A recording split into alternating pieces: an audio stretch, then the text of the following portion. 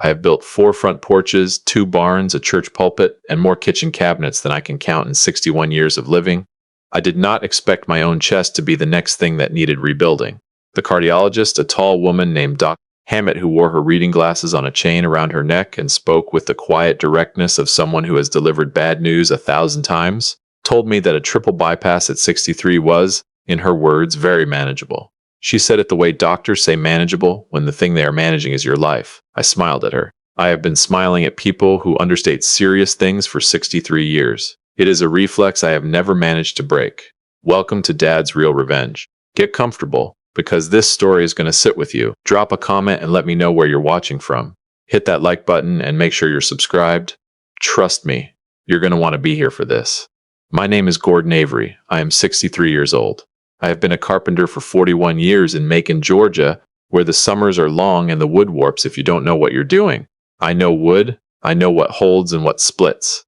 I know the difference between a joint that will last a century and one that looks solid but gives way the first time real weight lands on it. I just never expected to learn that lesson about my own family. I told my 3 children 8 weeks before the surgery date. 8 weeks. I want you to hold that number. Not 8 hours, not 8 days, 8 full weeks, 56 days during which any of them could have marked a date on a calendar, shifted a meeting, asked a neighbor to watch the dog, or simply driven down to Macon to sit with their father before a surgeon opened his chest. I am going to tell you exactly what each of them did with those 56 days. Keith, my oldest, is 41. He sells commercial real estate in Charlotte, which is about 5.5 hours from Macon, a distance he has told me many times is practically nothing when he's describing a property to a client, but somehow becomes an odyssey when I need him. He called me on a Thursday evening. I could hear restaurant noise in the background, the clink of glasses, someone laughing loudly the way people laugh when they're performing for a table. He said, "Dad, we'll figure it out. Don't stress." Then, with a transition so smooth it could have been rehearsed, he asked whether I'd given any thought to what I wanted to do with the shop. The woodworking shop behind my house, the one I built with my own hands in 1994, the one with the table saw and the lathe and 30 years of sawdust embedded in the floorboards. "Just curious," he said. "Just long-term thinking.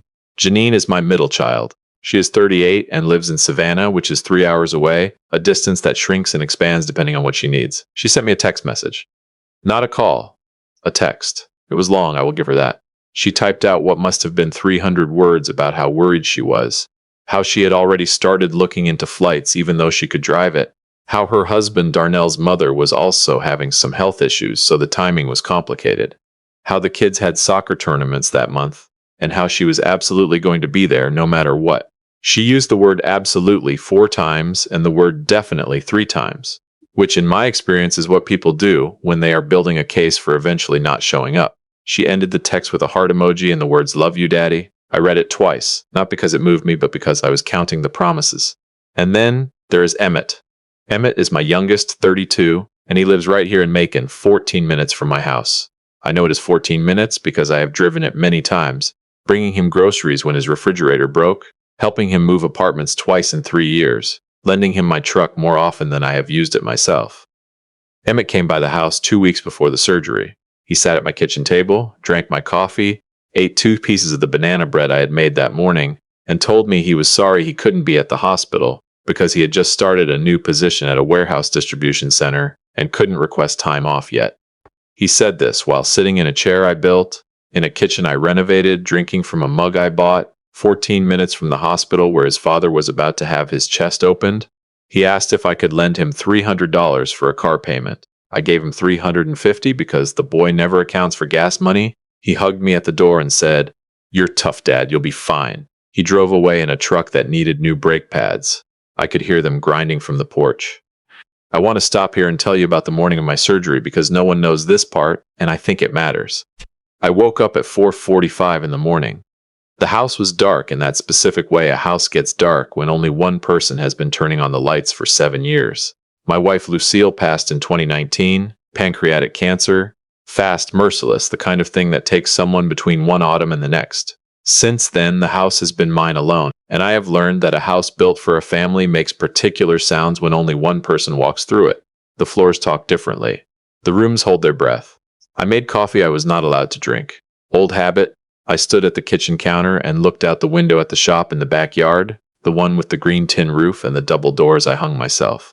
The sunrise was coming through the pines, that soft Georgia gold that lasts about 20 minutes before the heat starts pushing through, and I stood there and I thought, if something goes wrong today, the last interaction I had with my youngest son was him asking me for money while eating my banana bread. I thought about that for a while. Then I called a cab. I checked myself in at the front desk. I handed my watch and my wallet to a nurse named Shirley, a woman in her late 50s with short gray hair and the kind of efficiency that comes from years of managing situations that most people would find unbearable. She asked if anyone was coming to wait during the procedure. I told her not today. She looked at me for a moment, nodded once, and said, "We'll take good care of you, Mr. Avery." I believed her. I had no reason not to. They kept me for 11 days. Triple bypass recovery is not what the brochures suggest. There is pain that wakes you at 3 in the morning and sits on your chest like a debt you cannot pay down. There is the humiliation of needing help to stand, to walk to the bathroom, to do things you have done without thinking since you were a child. There is the IV pole that becomes your companion, your dance partner in a slow shuffle down a fluorescent hallway while nurses watch with careful eyes. And then there is the chair. Every hospital room has one. Mine was beige vinyl, scuffed on the armrests, positioned next to the window where the afternoon light came through the blinds in thin stripes. I stared at that chair every single day. It sat there empty like a question no one was answering. Keith called on day 1 and day 4. Day 1, he asked how the surgery went. I told him it went fine. He said, good, twice, which is what Keith says when he is already thinking about the next thing. Day 4, he asked whether I had spoken with anyone about the shop property recently, whether I had gotten it appraised at any point, because the commercial market in central Georgia was actually, quote, really interesting right now. I told him the shop was not for sale. He said, "Of course not, Dad. I'm just thinking out loud." Janine called daily from day 1 through day 5. Each call ran about 6 minutes. I know because the hospital phone showed the duration and I had nothing else to study. Each call was an elaborate architecture of excuses and rescheduled promises. Darnell's mother had a procedure of her own. The kids had a tournament in Jacksonville. Her car needed a timing belt. The dog was sick. On day 5, she said she was definitely coming on day 7. On day 7, she sent a text that said, "Dad, I'm so sorry. Darnell's mom took a turn and I have to help. I will be there by Wednesday, I promise." Wednesday was day 9. On day 9, silence. On day 10, a text, a photograph of flowers with the caption, "Thinking of you, Daddy." I set the phone on the beige bedside table. I looked at the empty vinyl chair and I felt something move inside me. Not rage, not sadness exactly. Something more structural than that. The way a beam shifts when it has been carrying more weight than it was designed for, slowly, without drama, and permanently. A carpenter knows that sound. A carpenter knows that once a joint separates, you do not glue it back. You replace the piece. Emmett, who lives 14 minutes away, did not call once. He texted on day 3, 1 sentence, "Hope we're feeling better, Pops." No period, no question mark, 5 words. I counted them the way I count measurements, precisely and without sentiment. On day 8, Shirley came in during her evening rounds. I was sitting up, reading a paperback Western I had found in the hospital's book exchange cart. She checked my blood pressure, adjusted my IV, and glanced at the chair by the window the way she probably did in every room, but this time she paused. She looked at me. She looked at the chair again. Then she said very quietly, "Mr. Avery, is there someone we should call for you?" I said, "No, ma'am, there isn't." She didn't press. She didn't offer sympathy or a speech. She finished her notes, and before she left, she put her hand on my shoulder for just a moment. Not a squeeze, not a pat, just a hand. Just the weight of another human being saying, "I see you," without using words. I have thought about that hand every day since. It cost her nothing, and it is worth more than anything my children have offered me in the last 5 years. On day 11, Dr. Hammett signed my discharge papers. She told me the surgery had gone well, that my recovery was strong, and that I should take it easy for 6 to 8 weeks. She shook my hand firmly and said, "You're built solid, Mr. Avery." I told her I was a carpenter, and she laughed. An orderly wheeled me to the exit. Hospital policy. I called a ride from the curb. The driver was a young woman who asked if I needed help with my bag. I said yes. She carried it to the car without being asked twice, which is more than anyone in my bloodline had done in 11 days. She drove me home in 20 minutes. She helped me to my front porch with the bag and a small white pharmacy sack of medications. I tipped her $20. She said, "You take care of yourself, sir." And she meant it the way strangers sometimes mean things more honestly than family. I stood on my porch for a moment. I do not know exactly why. My chest was sore. I had a cane and a discharge folder and a body that had been opened and reassembled. There was no reason to stand on my own porch like a man visiting someone else's house, but I stood there. I looked at the front door, the one I built from reclaimed oak in 2003, the iron handle I forged at a friend's shop, The small dent near the bottom, where Emmett had kicked a soccer ball into it when he was 9, and I had never fixed it because I liked the memory more than I liked a perfect door. I went inside. The house was exactly as I had left it 11 days ago. I want you to understand what that means. When you live alone and you leave for 11 days with your chest about to be cut open and you come back and nothing has changed, it means no one came. Not to check the mail piling up in the box by the road. Not to water Lucille's African violets on the kitchen windowsill, the ones I have kept alive for 7 years because she asked me to, and I do not break promises to people I love, living or dead. Not to simply walk through the rooms and make sure the pipes hadn't frozen, or the power hadn't tripped, or a window hadn't blown open in the storm that I later learned had come through Macon on day 6. No one came. I set my bag down. I moved through the kitchen slowly, the way you move when your body is still renegotiating the terms of every basic function. I filled the kettle. I set it on the stove. I stood at the window and looked at the shop out back. The green tin roof. The sawdust-covered workbench I could see through the window. The stack of walnut boards I had been meaning to turn into a dining table before all this happened. Everything exactly where I left it. I thought about the beige vinyl chair in room 206. The way it sat there empty day after day, scuffed and patient, and completely indifferent to whether anyone ever sat in it. I thought about Shirley putting her hand on my shoulder. I thought about Emmett's 5-word text. I thought about Janine's photograph of flowers that weren't even for me, just a picture she probably pulled from the internet. I thought about Keith asking about the shop. I made my tea. I carried it to the living room, to the armchair by the front window, the one Lucille picked out at a furniture auction in 1998 that I reupholstered myself twice because the fabric wore out, but the frame was sound. I sat down. The afternoon light was coming through the curtains at a low slant, the way Georgia light does in late October when the days are getting shorter and everything has a golden brown quality like the finish on a piece of aged oak. I picked up the phone. Not to call Keith, not Janine, not Emmett. I called Donald Pryor, my attorney. Donald and I have known each other for 22 years. He handled Lucille's estate. He is a deliberate man, the kind of man who reads every line of every document, which I respect enormously because I am the kind of man who measures every board twice before I cut it. I told him what I wanted. He listened without interrupting for 9 minutes. When I finished, he said, "Gordon, are you sure about this?" I told him I had been sure since day 8. He said he would prepare everything. I thanked him, hung up, and drank my tea while the Georgia evening settled in around me. A mockingbird was going through its routine in the magnolia tree by the driveway. Somewhere down the road, somebody's screen door was banging in the breeze. Ordinary sounds. The sounds of a life that keeps going whether anyone shows up for it or not. If you've been listening this long, do me a small favor. Subscribe. Hit that like button. Drop a comment. A lot of people watch without ever doing those things, but it costs you nothing and it means everything to us. Let me tell you something about carpenters. We do not rush. Rushing is how you lose a finger or ruin a board or build something that falls apart in 2 years. A carpenter plans, measures, marks, and then cuts. One clean cut, no second chances. That is how I have lived my life, and that is how I handled what came next. 7 weeks after my discharge, I called all 3 of my children and invited them to Sunday dinner. I want to be clear about my intentions. I was not being vengeful. I was not staging a confrontation. I was doing something simpler and harder than either of those things. I was giving them an open door and watching to see if they walked through it, the same way they had walked past the hospital.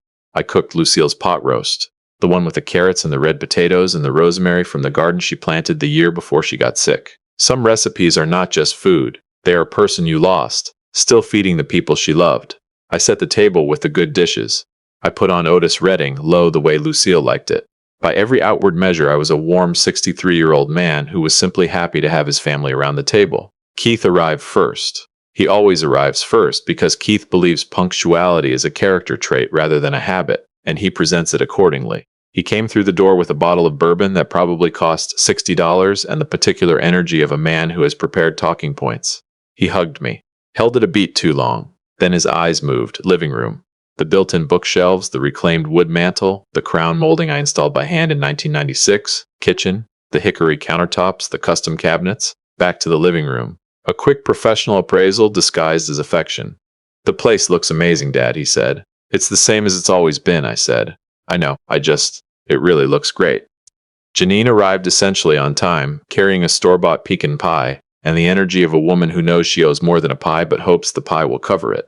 She hugged me for a long time. I could feel her relief that I was standing and functional. Then she sat down and, with the careful construction of someone who had been rehearsing for 7 weeks, she began to explain the hospital absence. I will not repeat the full account because it does not deserve it.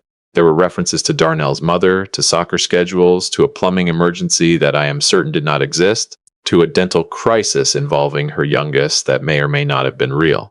She said I felt so terrible about it 4 separate times, which I find interesting because people who genuinely feel terrible about something tend to prevent the thing rather than explain it afterward. I listened to every word with the patience of a man who has spent 41 years reading grain patterns, which is to say I absorbed the information without reacting, noted where the flaws were, and drew my conclusions in silence. I told her I understood. She exhaled like a woman whose loan application had just been approved. I passed the rolls. Emmett arrived last, 34 minutes after the time I had stated, wearing basketball shorts and the expression of a man who considers every room he enters a place he might leave at any moment. He kissed me on the cheek, which he has not done since he was 12, and I recognized it instantly as a gesture borrowed from a better version of himself. He sat down. He did not mention the hospital. He did not mention the $350. He picked up his fork and asked what was in the pot. He checked his phone 3 times before the meal was halfway done. I watched all 3 of them. Keith glancing at the bookshelves. Janine laughing a half-second too quickly at everything I said. Emmett eating with the relaxed contentment of a man who has no idea he is being measured. Then I set down my fork. I've been thinking, I said. Since the surgery? At 63, after something like that, it makes sense to get things in order. I've been working with Donald on a few things. Making sure everything is where it should be. The table shifted. Barely. A straightening of posture. A slight tilt of attention. But I am a carpenter. I notice when load-bearing structures adjust. Keith said very carefully, "That's really smart, Dad." Janine said, "Of course. That's so responsible of you." Emmett said nothing but stopped chewing for approximately 2 seconds, which for Emmett constitutes deep reflection. I picked up my fork and said, "Anybody want more pot roast?" What followed unfolded over the next several months with the slow precision of something that has been properly measured and cut. Keith began calling every Sunday at 9 in the morning. Not 9:15, not 8:45, 9 o'clock. He asked about my health, my appetite, my sleep, and then, reliable as a plumb line, he would find a way to bring up the property. Had I looked into what the land behind the shop was worth? Had I considered that the neighborhood was changing? Had I spoken to anyone about long-term plans? Just practical questions. Just being thoughtful, Dad. Janine began arriving on Wednesdays with groceries. Real groceries. Not gas station flowers and a bag of chips, but the actual coffee I drink, the sourdough bread from the bakery on Cherry Street, the particular brand of honey I put in my tea. She was warm and present and genuinely good company, and sitting across from her at my kitchen table on those Wednesday afternoons, I felt something I had not expected. Grief. Not for what was happening, but for what could have been happening for years. For the version of Janine who might have shown up on day 2 or day 5 or even day 10, any single day out of 11, and sat in that beige vinyl chair and simply been there. That Janine, the one with the sourdough and the real attention, she was right here all along.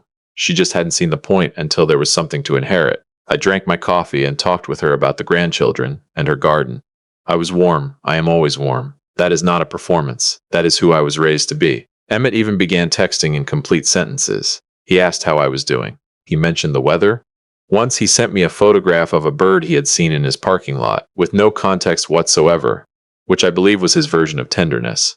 I responded with full punctuation and correct grammar, because I am 63, and Lucille would have expected nothing less. They called, they visited, they performed the devotion they should have given freely, now offered as a down payment on something they believed was coming to them. I accepted every visit. I cooked, I laughed, I asked about their lives. I never mentioned the hospital. Not once. Not a sideways reference, not a pointed silence, not even the careful pause that signals unsaid things. I gave them nothing to defend against. The hospital had happened. I processed it alone, the way I have processed most things in my life since Lucille died. I did not need apologies. I needed them to understand. And understanding in my experience is not achieved through conversation. It is achieved through consequence. The consequence was already drafted and signed and sitting in a manila folder in Donald's office on Mulberry Street. A Wednesday in April, 6 months after the surgery. I am sitting on my back porch with a cup of coffee and the particular satisfaction of a man whose affairs are in order. The Georgia morning is warm and sweet, with dogwood and wisteria, the way April mornings are down here when the state finally remembers it is part of the South. The hash-up sits across the yard, the green tin roof catching the early light. A wren has built a nest above the door frame, which I have decided to leave alone because a creature that builds things deserves respect from another creature who builds things. My chest feels good. Better than before, actually. I walk 3 miles every morning now along the greenway by the Okmulgee River, which is more than I walked before the surgery, which means perhaps the ordeal did me some mechanical good, even if it confirmed certain structural failures elsewhere. I made a donation last month to the hospital's patient care fund, a specific fund for comfort items, warm blankets, better pillows, real chairs with decent cushions for the rooms where people wait alone. I made it in Shirley's name, the nurse who put her hand on my shoulder. I did not tell anyone. Some things do not need an audience. There are 3 organizations in my will now where 3 children's names used to be. The first is a veterans housing program in Atlanta, men and women who held themselves together when nobody came to hold them. The second is a trade scholarship at Middle Georgia State, because I believe in teaching young people to build things with their hands, and a kid with the right tools and the right patience is the most durable thing I know how to invest in. The third is a children's hospital in Savannah, because children do not choose to be in hospital beds, and they should not have to sit in them alone. My house on Ridgewood Drive, 3 bedrooms, original hardwood, the kitchen I rebuilt with my own hands, the shop out back with 41 years of tools and sawdust, and the ghost of every piece of furniture I ever made, goes to the estate to be sold, with every dollar going to those same 3 places. Donald knows. Donald has known since October. Donald is a careful man, and he will handle everything exactly as I have specified. There is one more document in the file, a letter. 1 page written by hand in my drafting print, the small square letters of a man who spent 4 decades making sure his measurements were legible. It is addressed to Keith, Janine, and Emmett, to be opened after. I will tell you what it says. By the time you read this, you will have questions. I want to answer the one that matters most, because I was a carpenter for 41 years and I believe in honest measurements. I was in the hospital for 11 days following my heart surgery. The surgery was on October 9th. I was discharged on October 20th. I came home in a car. I called from my phone. I told you the date 8 weeks in advance. I want to be precise about that, 8 weeks. 56 days. I do not write this in anger. I write it because I believe you deserve to know the exact reason for every decision in this document. In carpentry, we call it a true cut, a line that does not lie. In a family, I suppose it goes by other names. The house was built well. I maintained it carefully. I hope the organizations find it useful. I love you. That part was never the problem. Gordon Avery. Janine arrives at 11 on Wednesday with the sourdough and the honey and the particular brightness of a woman who has decided today will be a good visit. She is wearing the green cardigan she knows I like, the one that reminds me of Lucille's eyes, though I have never told her that. She comes through the gate calling Daddy, even though she can see me sitting right here on the porch, which is a thing she has done since she was 5, and which I have always found privately beautiful. She sits in the other porch chair. We talk about her son's school project and the price of gas and whether the dogwood in the front yard is going to bloom twice this year. She is good company. She always was when she came. I look at her over the rim of my coffee cup. She has her mother's hands. She laughs at the right moments and asks real questions. And she is sitting here in the April light in her green cardigan, genuinely lovable. I love her. That has never been complicated. You can love someone and still change your will. You can love someone completely and honestly and still refuse to pretend that 11 days of an empty chair was something other than what it was. She does not know. She has no idea. She thinks the Wednesday groceries and the Sunday calls have been working, that she is slowly and carefully rebuilding something. And in the ways that matter, the human ways, the father ways, they have. She gave me back a version of my daughter I had stopped believing existed. I am grateful for that. The paperwork does not know about the green cardigan. Keith calls Sunday at 9. We talk for 20 minutes. He asks about my sleep. Good. My chest, healing, my appetite. I made jambalaya. Then right on schedule, dependable as a spirit level, he mentions that a property 2 streets over just sold above asking price. Just interesting, he says. Just something I noticed. I say nothing. Anyway, he says, I just want you to know we're all here for you, Dad, whatever you need. I look out the window at the shop, where the wren is carrying something small and precise into her nest above the door. Right on schedule. Building without asking anyone's permission. I know you are, Keith, I say. I know. Emmett calls on a Thursday evening. This is new. He calls and he says, without any preamble, Dad, can I come by the shop this weekend? I was thinking maybe you could show me how to use the lathe. I sit very still for a moment. In 32 years, Emmett has never once asked me to teach him anything about woodworking. He has never expressed the slightest interest in what I do or what I build. And now here he is, 6 months after my surgery, 5 months after the dinner, asking to come stand next to me in the shop and learn.